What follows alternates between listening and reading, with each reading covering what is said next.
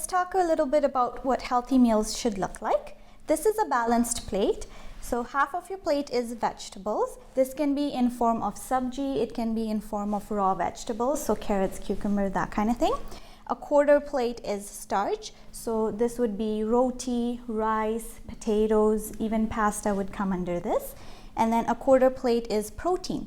So this is where dal, rajma, chana, even Greek yogurt can come under the protein section.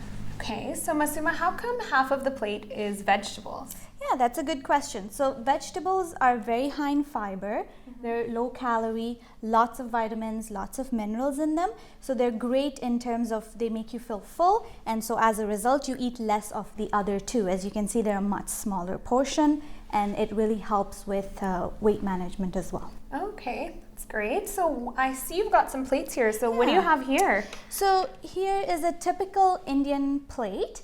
As you can see, lots of rice in it. Yeah, that's very typical. And very little dal, and then you can count the number of vegetables in there. It's very high in starch, so it can potentially affect your blood sugar levels. So we still want to be careful how much starch we're having. Okay. Whereas here we have a healthy version of the unhealthy plate. Okay. Here we have half the plate is vegetables, so again some salad and some bindi masala. And then we have rice here, which is a much smaller portion compared to that one. And then about 3/4 cup of dal. Okay, and the bindi, is that okra? Yes, that is okra. Okay, Yeah. and how much rice is in this plate? Yeah, so this one comes up to about a cup and a half would be okay. Okay, great. And that one looks like so much more. Yeah, this I think might be 2 cups or even more. Yeah, it looks like even more. Exactly. And how I was actually raised was a plate like this. I would always get 1 or 2 rotis and at least half a plate of potatoes. This here we have is aloo gobi, which is potatoes and cauliflower. The potatoes in this plate are still part of that starch group that Masuma was talking about. And the roti is actually part of the starch group. So actually the majority of this plate, the typical Punjabi style plate, is starch. There is no protein in this plate, and there's very little vegetable.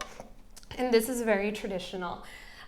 If we're trying to balance it a bit, what we've done here in the balanced example is that we've got half a plate of vegetables, like Masuma was talking about earlier. We've got a little more cauliflower than potato as well.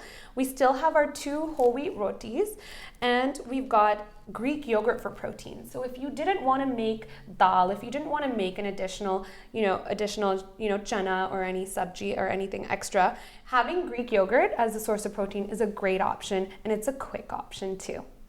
So the next time you portion your food on your plate, think about our balanced plate and how you can make yours a little more balanced.